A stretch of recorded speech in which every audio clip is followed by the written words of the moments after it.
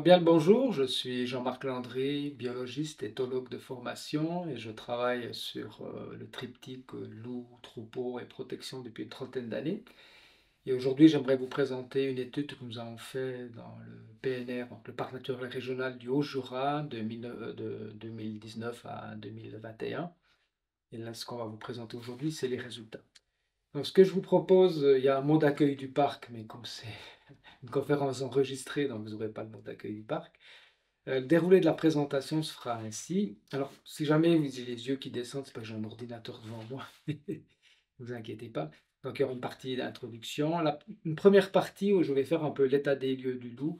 Et puis aussi vous parler un petit peu, de vous donner quelques éléments de biologie du loup, vous dire un peu qui est ce loup. Je pense qu'il faut un petit peu démocratiser le loup, parce qu'on a toujours cette image du loup un peu mystique, mais le loup est une espèce comme une autre. Donc, je vais vous parler de la vie en meute. Je vais essayer de vous parler aussi comportement, parce que je suis éthologue et c'est ce que j'aime, c'est parler du comportement, donc des patrons moteurs, qui sont des comportements hérités génétiquement. Pourquoi on a de la prédation sur les bovins aujourd'hui? Parce que en fait, c'est quand même un élément qui est nouveau ici dans le Jura, puisque cette étude a été faite dans le PNR du Jura, donc dans les départements de l'Ain, du Doubs et du Jura.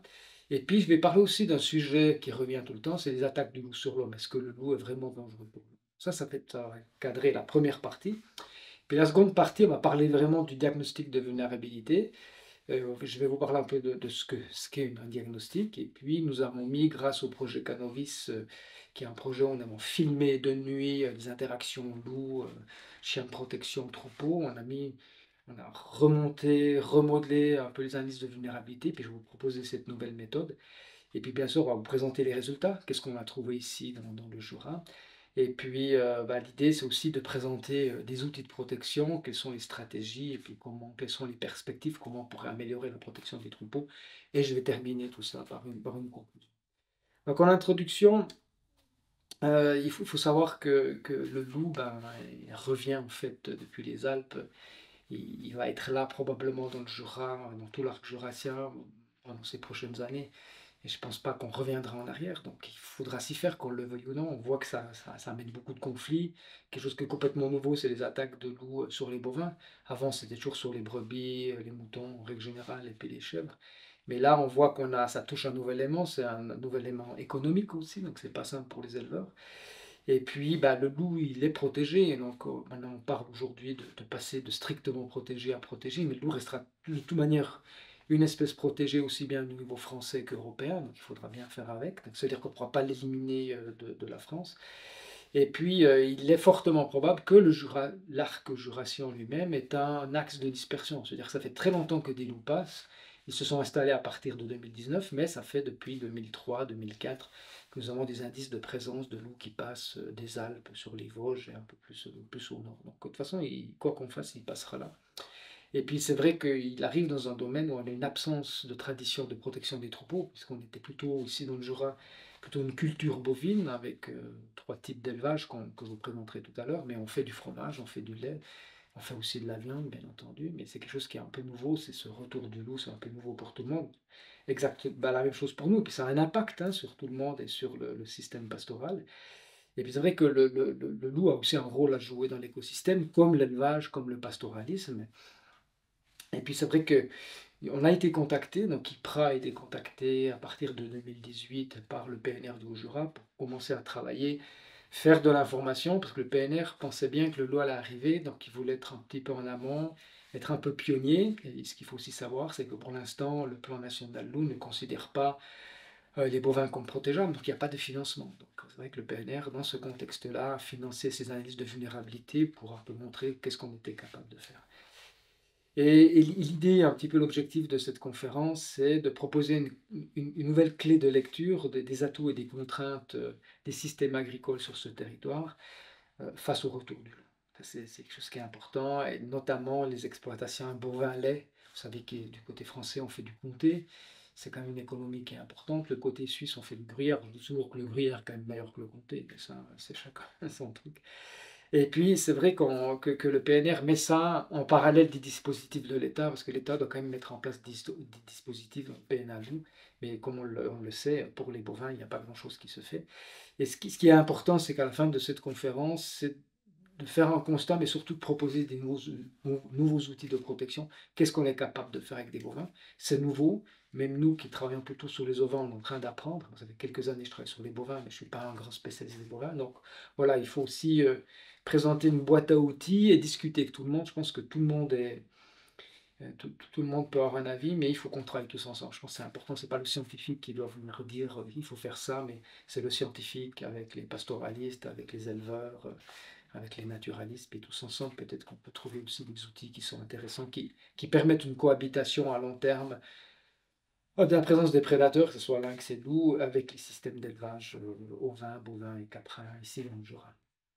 Donc l'état des lieux du loup, hein, c'est ça la première partie. Quand vous parlez du loup, quand on parle du loup, ben, qu'est-ce qui se passe? Ben, le loup, il est là, il est au niveau européen, les populations augmentent, il a failli disparaître dans les années 70, il a été protégé, c'est la convention, cette fameuse convention de Berne, il est dans l'annexe 2, une espèce strictement protégée. Il y a des discussions au niveau européen pour passer à l'annexe 3, qui serait une espèce plutôt protégée, qui permettrait encore de faciliter les tirs. Je rappelle quand même que chaque année, on tire environ 20% de la population de loups, donc ça fait que c'est déjà beaucoup, et que le loup n'a pas de période de protection. On peut tirer du loup sur toute l'année, contrairement à d'autres espèces qui sont des espèces gibier, mais qui ont une période de protection. Et si vous regardez au niveau européen, ben, on a des loups dans le nord, la Scandinavie, mais les loups se tiennent surtout dans le sud, Espagne, tout ce qui est les Balkans, Italie, et il y a beaucoup plus de loups dans le sud que dans le nord, hein. Et même si vous prenez toute la Scandinavie, ils ont moins de loups qu'en France, hein. Aujourd'hui, on verra les chiffres tout à l'heure, mais les estimations des effectifs français sont à plus de 1000 loups. Alors, c'est des estimations. Si vous me dites qu'il y en a 1200, je ne peux pas vous dire le contraire. Pour l'Europe, on est passé de 15 à 20 000 loups. Donc, on admet aujourd'hui qu'au niveau européen, on a à peu près 20 000 loups. Et c'est clair que ces 20 000 loups qui se répartissent sur tous les pays européens bah, tombent en rencontre des systèmes d'élevage. Et partout en Europe, que ce soit l'Italie, que ce soit l'Espagne, que ce soit la Croatie, ont des contraintes et des conflits. C'est quelque chose qui revient tout le temps. Même si on a la tradition pastorale, même si les éleveurs ont vécu avec du loup comme l'Espagne ou l'Italie, il y a toujours eu des conflits, c'est quelque chose qui est normal avec les grands prédateurs, il y a toujours eu des conflits, et c'est comment on arrive à essayer de minimiser ces conflits. Et si je regarde aussi quelque chose que j'insiste souvent, qui pour moi me paraît fondamental, c'est que le loup a une capacité de dispersion qui est énorme. C'est-à-dire que le loup vit en cellule familiale, et un jour ou l'autre, les jeunes de cette cellule familiale vont quitter le territoire parental pour aller s'installer ailleurs. Alors certains peuvent faire des quelques kilomètres, mais d'autres peuvent faire jusqu'à 2000 kilomètres, ce qui est le record européen, avec un loup qui vient de Slovénie, qui était sur l'Autriche, qui s'est installé dans les Dolomites, mais là il fait 2000 kilomètres. Et récemment, on a un fameux loup qui est parti de l'Allemagne pour arriver jusqu'à la Catalogne. Et puis ici, vous voyez un loup suisse, parce qu'on a capturé des loups en Suisse, ça c'est les gardes-chasse du canton de Grisons. Et ce loup est parti en fait du sud des Grisons pour aller jusqu'en Hongrie. Et ça fait une dispersion qui est énorme, hein. On a même mis une carte que vous voyez devant vous. Ben, s'il était parti de l'autre côté, il serait arrivé au fin fond d'Espagne. Et c'est intéressant parce qu'en fait, on parlait souvent que le loup pourrait partir de la Suisse pour aller en Espagne ou de l'Allemagne pour aller en Espagne. Et c'est arrivé là récemment où on a un loup qui est parti du nord de l'Allemagne, qui est descendu sur la France et puis qui a passé la frontière des Pyrénées et qui est en Catalogne à l'heure actuelle.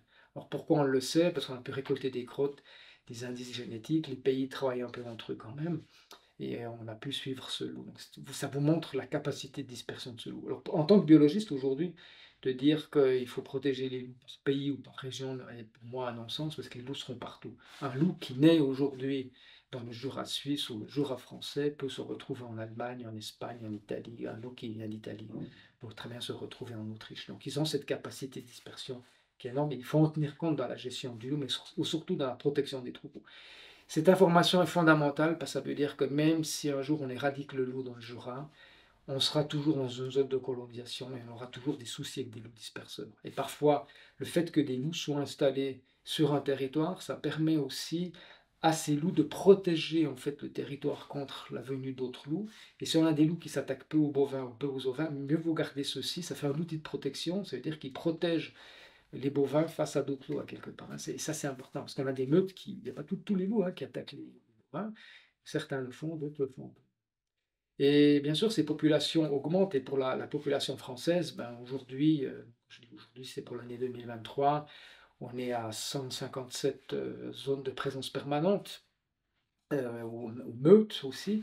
On a quand même 22 ZPP, hein, zone de présence permanente, où il n'y a pas meute, il n'y a pas de reproduction, mais ça nous fait quand même 177 ZPP, c'est quand même pas mal, hein, et ça nous fait en plus de 1000 loups, 1104 loups. Alors, c'est une moyenne, c'est un chiffre qui est compris entre deux extrêmes. Alors, ça peut être 1200 comme ça peut être 900. C'est hyper difficile, hein, d'avoir des estimations de loups. Alors, c'est vraiment une estimation, hein, et puis on essaie de voir quelle est l'évolution chaque année. Donc, l'Office français de la biodiversité va essayer d'améliorer maintenant les connaissances sur le loup, mais surtout, essayer d'améliorer les calculs pour calculer les effectifs de loups. Pourquoi on calcule un nombre de loups et pourquoi en tirer aussi, hein. Mais on compte du sauvage, donc on ne peut pas avoir un chiffre exact, il faut aussi bien le comprendre. Et puis, bien sûr, si on est dans le Jura, il faut aussi savoir un peu ce qui se passe dans les territoires voisinants, hein. J'ai parlé de l'Europe, j'ai parlé de la France, mais quand on regarde sur la Haute-Savoie, la population est en train d'augmenter aussi.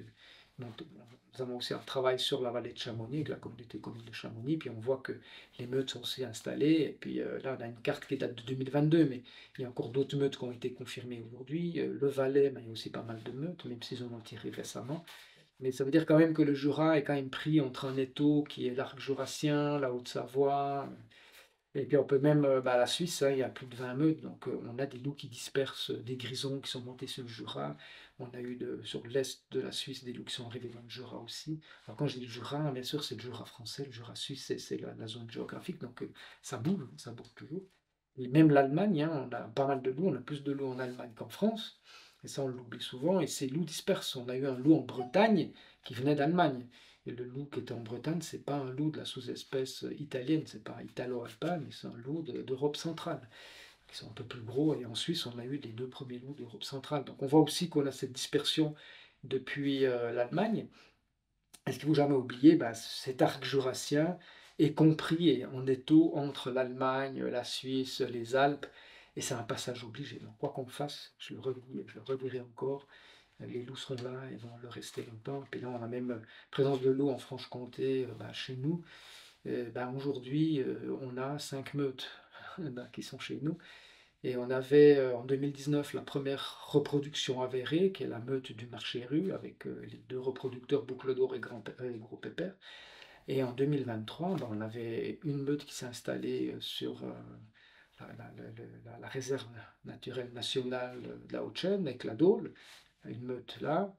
Il y a une meute celle de Marché-Rue, qui est toujours là. On a une meute qui s'est installée au Mont-Tendre avec une reproduction, la meute de Rizou, et on a la meute de Suchet, Jougne, qui est un peu plus à l'est, qui s'est installée. Donc ça, en quelques années, la population a augmenté. Et là, on a aussi des loups qui sont des disperseurs, mais aussi qui vivent un petit peu entre les meutes. Et ce qui est intéressant pour ces meutes qui sont installées dans le Jura, c'est que toutes les femelles, toutes ces meutes sont issues de la meute de Marché. Et il y a même une femelle qui a été tirée dans le réseau, hein, du côté français, qui a été remplacée par une autre femelle de la meute du marché. Donc les femelles ont plutôt tendance à disperser sur des courtes distances et occuper les territoires adjacents de la meute du marché. Et puis, si je regarde sur l'arc jurassien, la Dôle, là, quand on avait fait cette première présentation, on se posait la question, est-ce que la Dôle, il y aura de la repro, parce qu'on avait des indices en couple qui s'installaient. Puis bien sûr, 2023, c'était confirmé par nos collègues du RNN de la Haute-Chaîne, et puis par nous, bien sûr, avec JNL. Si ça avait bien fonctionné, la meute du marché rue est toujours là, malgré que le mâle s'est fait tirer. Probablement qu'on a une déstructuration du groupe, hein. On est passé de 12 loups à 3-4 loups, donc il y a eu un grand changement à la suite de ce tir. La meute des Rizou, qui est toujours là malgré le tir de la femelle. Là, cette année, on a 7 loups, hein, 3 loups de taille adulte et 4 louveteaux. Première reproduction probablement en 2021, mais on a déjà des indices de repro en 2020, et ce qui vous montre que si vous ne faites pas de suivi, les loups peuvent se reproduire, et on ne le sait pas forcément. Le couple du Mont-Tendre, hein, il y a un premier mâle qui avait été tiré, qui a été remplacé par un mâle qui vient d'Europe centrale. Donc ça vous montre aussi cette capacité de dispersion. Là, ils ont eu, alors on ne sait pas exactement, mais il y a les 2 adultes, plus probablement 5 louveteaux. Là, il y en a 3 qui ont été tirés, mais il reste encore du monde, là, il reste encore. Et puis le fameux couple de Joules qui a aussi donné naissance à 2 louveteaux. Et puis si on va plus à l'est, on a encore des loups sur le canton de Neuchâtel, le canton de Berne. Puis du côté français aussi, bien sûr, le loup, voilà, on pense qu'il se passe autre chose beaucoup plus au nord, donc ça bouge pas mal. Puis on a aussi ce loup qui vient d'Europe centrale, qui est plus à l'est, là sur la ronde noire, qui est vers le creux du vent. Bon, on a identifié génétiquement l'automne passé, puis là on a fait une nouvelle, on ne sait pas trop ce qui se passe. Et là, je vous montre la meute du risou, hein, vous voyez le mâle qui vient de marquer. Et ce qui est intéressant, c'est que la femelle avait été tirée l'année passée, donc quand je dis l'année passée, c'est en 2022, hein, pendant l'été 2022. Et puis on s'est dit, bon, ben, qu'est-ce qui va se passer pour la meute? Donc il y a les louveteaux, puis vous allez voir qu'en fait, tout d'un coup, il y a ici un individu qui passe, qui renifle, voilà, alors peut-être la première, c'était la femelle, je ne me rappelle plus, je regarde les images en même temps que vous.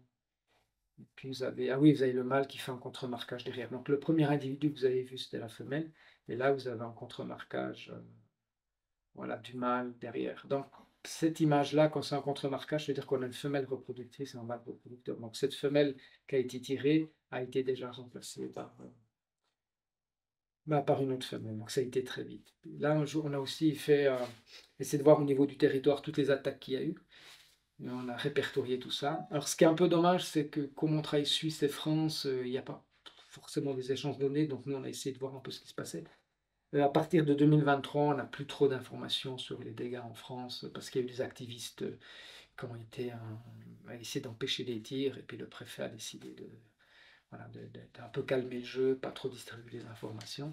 Et vous voyez que sur les zones d'attaque, c'est à peu près 1000 km², on a une cinquantaine de prédations, majoritairement sur des bovins. C'est peu et ça fait beaucoup, hein. Pour la Suisse, c'est 3% des mortalités dites naturelles en montagne. Mais ça touche quand même les gens parce que quand vous avez une prédation, c'est pas comme vous avez un veau qui meurt d'une pneumonie. Là, vous avez quand même un animal qui est déchiqueté, c'est la mort, c'est le sauvage qui revient chez vous, vous ne pouvez pas contrôler, ça représente l'État, ça peut représenter les écolos, donc c'est quelque chose qui est assez complexe. Et puis, on a beaucoup d'éleveurs dans ces régions-là qui travaillent beaucoup. Et puis, des fois, le retour du loup, c'est le truc en plus qui est difficilement gérable ou ingérable. Alors, quelques éléments de biologie du loup, que vous compreniez comment ça fonctionne. Le loup vit en cellule familiale, c'est un couple parental. On utilisait le terme alpha, ça c'est des termes qui étaient utilisés qui a été présenté par Schenkel en 1947 dans une étude scientifique, mais il s'était basé sur des loups captifs et basé sur une hiérarchie militaire. Mais depuis qu'on étudie les loups sauvages, on a réalisé que c'était plus des couples parentaux, comme l'humain, exactement comme l'humain, avec des jeunes. Puis on a des jeunes qui peuvent rester jusqu'à l'âge de 4 ans dans le groupe. Et puis après, il y a les louveteaux qui naissent vers le mois de mai. Et ce qu'on a aussi, nous, trouvé dans le sud de la France, c'est que à la naissance des louveteaux, les anciens louveteaux qui deviennent des subadultes peuvent former des sous-groupes momentanément, quitter un peu la meute, rester sur le territoire. Mais c'est ces loups parfois qui peuvent embêter aussi les troupeaux, tester les chiens, un peu faire les cons. Et on a réalisé qu'ici dans le Jura, on a un peu le même phénomène. C'est pas eux qui attaquent les troupeaux, mais on peut avoir des adultes qui sont les prédateurs et puis des subadultes qui naviguent un peu à gauche à droite.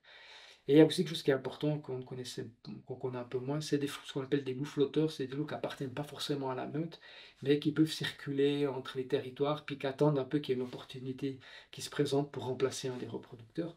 Et ce qu'on a aussi découvert grâce à la génétique, c'est qu'on a des loups qui sont installés sur un territoire, qui quittent le territoire momentanément, qui peuvent faire 100 ou 200 km et revenir sur le territoire, et repartir et revenir. Et là, on a un loup qui est né en 2019, qui est parti sur l'est de la Suisse, du Jura, et puis qui est revenu, qui a refait des prédations ici, qui est parti sur le plateau, et puis on verra où il va aller. Ça montre que au sein de la meute, ça bouge beaucoup. Et puis bah, ce groupe parental va aussi, eux, chasser, apprendre aux jeunes à chasser pendant l'hiver ou le printemps suivant. Mais on n'a pas de chasse sur les bovins avec des louveteaux au mois de juillet-août, parce que les louveteaux sont beaucoup trop petits. Mentalement, ils n'ont pas un état mental pour pouvoir attaquer des veaux, c'est impossible, c'est trop gros. Voilà. Et justement, ces jeunes qui sont un peu délaissés par les parents parce qu'ils s'occupent des louveteaux peuvent parfois créer ces sous-groupes. Ou aussi s'occuper des louveteaux, il y a un peu les deux. Et puis, ce qu'il faut bien comprendre, c'est que dans la saison du loup, dans la vie du loup, il y a vraiment deux périodes qui sont importantes. La première, c'est la naissance des louveteaux. Quand il y a la naissance des louveteaux, il faut comprendre que les loups sont liés à un endroit où les louveteaux sont, parce que les louveteaux sont tellement petits qu'ils ne peuvent pas suivre les adultes. Donc, les adultes doivent partir de la tanière, ou après, ce qui viendra le site de rendez-vous, où les louveteaux vont attendre les parents qui partent chasser. ben, ils doivent partir de là pour aller chercher de la nourriture, et puis cette nourriture, ils doivent la transporter. Exactement comme des oiseaux, vous avez un nid, quel site de rendez-vous, ils partent du nid pour aller chercher de la nourriture et revenir. Puis à l'automne, la vraie chose qui change complètement, c'est que les louveteaux ont atteint à peu près 80% de leur statut adulte, leur poids adulte, et ces louveteaux sont capables maintenant de suivre les adultes à la chasse. Donc on ne transporte plus la nourriture vers les louveteaux, mais on transporte les louveteaux vers la nourriture. Et ça veut dire que les déplacements changent complètement. On n'a plus ces sites de rendez-vous, ces lieux de rendez-vous qui se font. Alors, nous pensions jusqu'à présent que le site de rendez-vous était uniquement lié en fait au louveteau. Mais sur la meute du marché rue en 2023, il n'y a pas eu de louveteau dû au tir du mâle. Et les loups se sont aussi retrouvés un site bien précis pendant tout l'été. Et puis à l'automne, ce site s'est déplacé, mais ils avaient deux sites de rendez-vous, hein, mais il n'y avait pas de louveteaux. Donc on voit aussi que malgré l'absence des louveteaux, ils peuvent aussi avoir des lieux préférentiels. Et ces lieux préférentiels vont modifier les comportements de déplacement sur le territoire. Donc il y a des années, vous avez un troupeau qui est sur un lieu de déplacement où les loups rentrent le matin au site de rendez-vous, puis un jour il y a une prédation parce que vous avez le troupeau qui est là. Et puis l'année d'après, ils ont le site de rendez-vous complètement ailleurs, puis vous n'êtes plus dans une zone de déplacement, ou vous n'êtes plus dans une zone de chasse. Chez les loups, ce qui est particulier, c'est qu'on n'a qu'un couple qui va se reproduire, qu'une femelle, qu'un mâle qui va se reproduire. Chez nous, le rut, donc la saison des amours, c'est plutôt vers la mi-mars, fin mars, avec un temps de gestation de 63 jours. Ça, c'est bien important de comprendre. C'est assez rare qu'il y ait plusieurs femelles qui mettent des petits, ça peut arriver, mais c'est assez rare. S'il n'y a qu'une femelle qui met des petits, comme toute la meute va s'en occuper, ça donne une chance de survie plus élevée pour les petits. Contrairement au lynx, où le mâle va couvrir une femelle, rester un moment avec elle, mais après il va la quitter, puis la femelle lynx va élever ses 1 à 3 petits toute seule. Et s'il y a des problèmes, bah, elle est toute seule pour gérer ces petits. Que les loups, c'est le contraire, c'est un groupe très social, très uni, et puis la femelle, eh ben, elle a toujours de l'aide parce que quelqu'un va aller chasser à sa place, ou elle va chasser, mais il y a quelqu'un qui garde les petits, plus de temps, de chances de survie. C'est aussi pour ça que les loups se débrouillent assez bien. Si vous regardez, le lynx a été réintroduit, lui, il a vraiment été réintroduit dans les années 70 en Suisse. Et puis, ben, on regarde aujourd'hui, la population de lynx, elle est encore très basse, autour de 200 individus, si je ne fais erreur. Puis les loups qui sont revenus tout seuls d'une population déjà existante en Italie, où le loup n'a jamais disparu, et ben, depuis les années 93, où on a découvert officiellement les loups jusqu'à aujourd'hui, vous voyez, on est à plus de 1000 loups, quoi. Et c'est vite allé. Donc ça, c'est aussi dû à cette stratégie voilà, de reproduction, d'élevage des petits. Alors, en règle générale, il naît à peu près 2 à 7 louveteaux. Le maximum qu'on a vu, c'est 11. Le minimum, c'est 1, mais en moyenne, il faut compter le maximum. En tout cas, nous, ici, dans le Jura, c'est 7 louveteaux qu'on a vu. Alors, vous voyez, si la femelle, c'est boucle d'or, on est sur la meute du marché rue, puis elle se déplace, voit un peu difficilement, on voit qu'elle a déjà les mamelles, elle est en train d'uriner, mais elle n'a pas encore mis bas. Et puis, on est, je regarde vite sur la vidéo, le 21, je crois que ça doit être le 21 août. Donc voilà, 21 mai, elle n'a pas encore mis bas. Puis quelques jours après, on la revoit passer. Vous voyez que les tétines ballottent. Et puis là, on est le 27 mai. Donc on sait qu'elle a mis bas entre le 21 et le 27 mai. Donc ça, c'est intéressant. C'est des données, on est content de les avoir. Et puis là, vous voyez un transport de la femelle, boucle d'or d'un louveteau. Là, on est au mois de juin. Je repasse la vidéo parce que ça va très vite. Et si vous regardez devant, on voit cette femelle qui transporte un louveteau. Alors, elle a quitté la tanière pour transporter les louveteaux sur le site de rendez-vous qu'on a ici. Vous voyez ici le 17 juin, on a ces petits louveteaux. C'est tout petit, hein, alors, je vous repasse la vidéo, ça va très vite. Voilà. Vous voyez la vidéo avec ces petits louveteaux. Là, on est un mois plus tard. Vous avez ici le mâle qui s'appelle Gros Pépère avec des subadultes qui se soumettent, puis les louveteaux qui vont arriver derrière, ils ne sont pas tous là.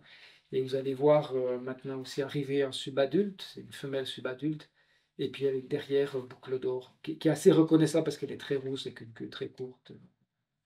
Et puis vous voyez ici les louveteaux qui jouent, qui accompagnent les parents qui vont partir à la chasse. Là, on est sur la frontière du site de rendez-vous. Et ce qui est intéressant, c'est que les louveteaux sont pas tous ensemble, les adultes sont pas toujours ensemble. C'est rare hein, que sur nos pièges vidéo, c'est-à-dire on essaie de comprendre où les loups passent, on met des pièges vidéo, photos pour essayer de les voir, mais dans la majorité des cas, on a un loup seul. C'est très rare qu'on a toute la meute qui se déplace ensemble.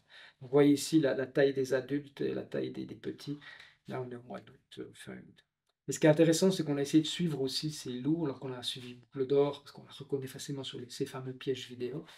Et puis là, on voit elle passe au site de rendez-vous, elle a été tuée une proie, là c'est une biche, elle est remontée au site de rendez-vous nourrir les petits, puis elle est repartie ailleurs chasser. Donc, on voit ces allers-retours, et c'est vrai que la nuit, les loups vont partir vers 9h, 9h30 à la chasse, et puis souvent ils reviennent dans la nuit nourrir les petits, puis parfois ils repartent, des fois ils restent. Alors souvent on a un pic la nuit, ça peut correspondre au départ de chasse, puis parfois un deuxième pic où c'est le retour en fait, le retour au site de rendez-vous. Et puis maintenant, depuis qu'on suit plusieurs meutes, hein, on suit 4 meutes, on a vu qu'il y a une grosse différence avec la meute du Montendre, où là on a 2 pics d'activité la nuit, c'est-à-dire qu'il y a 2 départs de chasse dans la nuit, tandis que les autres ont plutôt un départ de chasse et qu'un retour, en retour au site de rendez-vous. Et ça, c'est, vous voyez, quand on parle de travailler avec la vidéo, là, vous allez voir une image, vous avez une boucle d'or qui arrive ici sur une zone, et puis elle va marquer. Et puis son type de marquage, comme elle gratte, c'est des marquages territoriaux. Et voilà, vous allez voir là sur une gentiane, elle va renifler. Donc, ce qu'on appelle des bandes de marquage. Vous voyez, elle a une stature haute, la queue très haute. Là, elle fait du grattage, etc. Et derrière, vous avez un mâle qui va arriver, qui est son mâle, le gros pépère, ou M95. M veut dire mâle, 95 ou 95, c'est le 95e loup qui a été identifié depuis 98. Et vous voyez ce type de comportement de gratter, ça c'est souvent un double marquage, qui indique que je marque pour quelqu'un d'autre. Pas pour moi, pas pour me repérer, mais dire on est là. Donc nous, ça nous a mis de l'indice à l'oreille en disant, mais tiens, est-ce qu'il n'y aurait pas d'autres loups? Puis on a commencé à mettre des pièges, puis on a découvert un couple. Probablement la femelle vient du marché rue. Et puis la saison d'après, avec la réserve naturelle du Haut de la Haute-Chaîne, on a mis des pièges. Puis on a découvert en fait une reproduction d'une naissance du côté français, 4 louveteaux, et du côté suisse, on a pu confirmer qu'il y avait 5 louveteaux. Donc voilà, c'est comme ça qu'on a eu cet indice de présence en se disant, ah, il y a un truc qui se passe. Vous voyez, alors la vidéo, le comportement du loup est très important. Et puis, ben, les louveteaux commencent à accompagner les adultes plutôt vers fin septembre, octobre. Là, on a des adultes qui vont passer sur la vidéo, vous voyez. Et ça, c'était là en 2022 sur la meute du marché rouge. Donc, vous voyez les adultes qui passent. Les adultes sont très déterminés, hein. Ils savent où ils vont, ça va tout droit. Vous les voyez passer. Et tout d'un coup, vous allez voir ici des loups qui vont arriver, qui commencent un peu à s'arrêter, à renifler, un peu regarder ce qui se passe. Et là, on est, voilà, vous avez un premier loup, là, il se dit, bon, il passe, il s'arrête, il dit, tiens, c'est bizarre. Puis vous voyez derrière, là c'est un adulte qui passe, puis vous voyez derrière des individus voilà, qui s'arrêtent, qui vont renifler, qui sont curieux. On voit bien les différences de comportement entre ces adultes et ces loups-là. Et puis à l'automne, ben, les louveteaux vont accompagner les adultes dans leur déplacement. Donc là, vous voyez les adultes qui passent. Ce qui est intéressant avec les adultes, c'est que souvent ils ont un comportement déterminé, c'est qu'ils savent où ils vont marcher tout droit, donc on les voit passer ici. Vous voyez bien, on voit clairement qu'ils vont tout droit, ils ne s'arrêtent pas, ils ne reniflent pas partout. Puis donc vous allez avoir quelques individus qui vont arriver, vous allez tous voir la différence de comportement. On a des individus qui vont s'arrêter, qui vont renifler, ceux qui se roulent sur les crottes ou sur des odeurs. Voilà.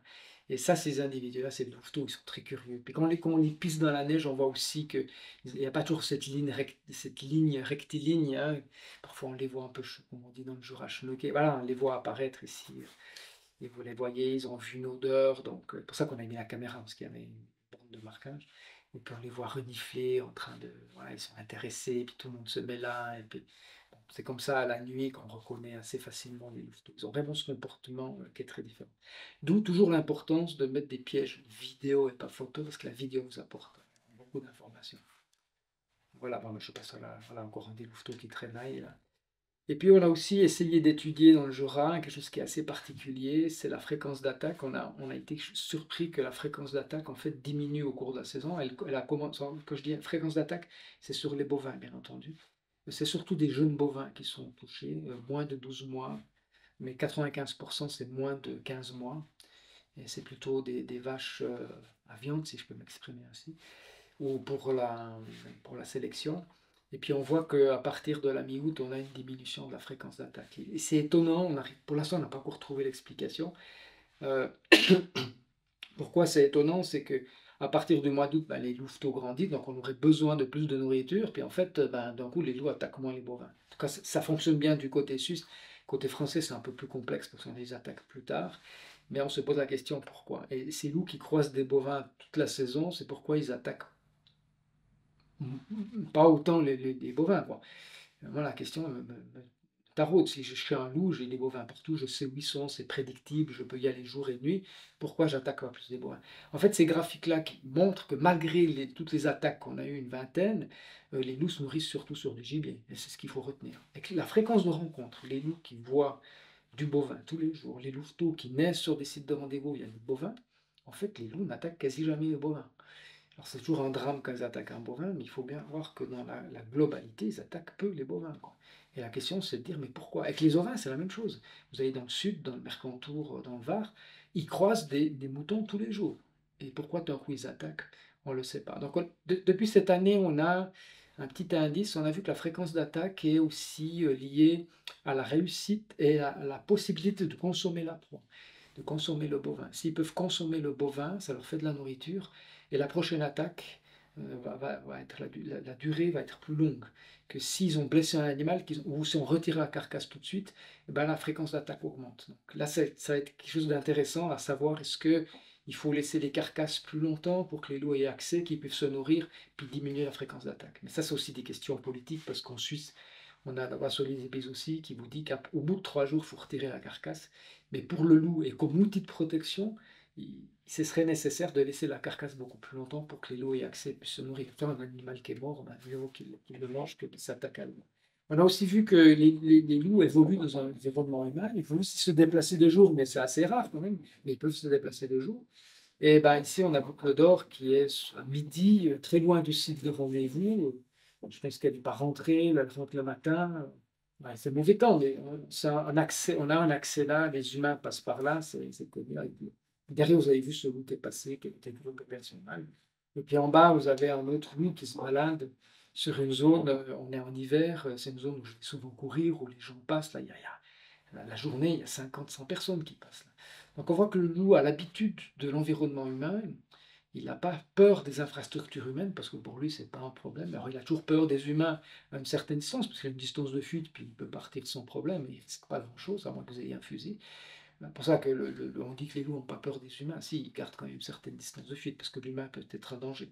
Mais il faut aussi voir que le loup a l'habitude des infrastructures humaines, et ici, on voit au Québec, où c'est des loups sauvages, hein, il n'y a pas à faire. Là, c'est des ouvriers qui sont en train de planter une ligne à haute tension, puis il y a un loup qui passe en pleine journée, qui passe à côté. Donc, et on revoit les ouvriers qui jouent les cons, qui hurlent, qui essaient d'appeler ce loup, puis le loup, en fait, il passe voilà, tranquille, voilà, sans problème. C'est quelque chose qui est normal. Le loup a toujours vécu à proximité de l'homme, et on oublie souvent que le loup a été l'animal, le premier animal a été domestiqué. Il y a 20 000 ans, bien avant la brebis, 10 000 ans avant la brebis. Et comment ça se fait qu'un loup sauvage, dangereux, a été domestiqué si vite par l'humain? Donc il y a eu un rapprochement entre le loup et l'homme, et il y a une relation entre le loup et l'homme qui date depuis en tout cas 20 000 ans. Et c'est intéressant. Et probablement que l'homme, Homo sapiens, l'évolution, sa culture serait complètement différente s'il n'avait pas rencontré le loup. Je veux dire, aujourd'hui, le loup a donné le chien. Tous les chiens ont pour origine le loup, et ces chiens ben, rentrent dans notre maison, dorment dans vos lits, on les nourrit, on s'occupe d'eux. Donc c'est une évolution qui est intéressante, ouais. Mais qui a aussi transformé probablement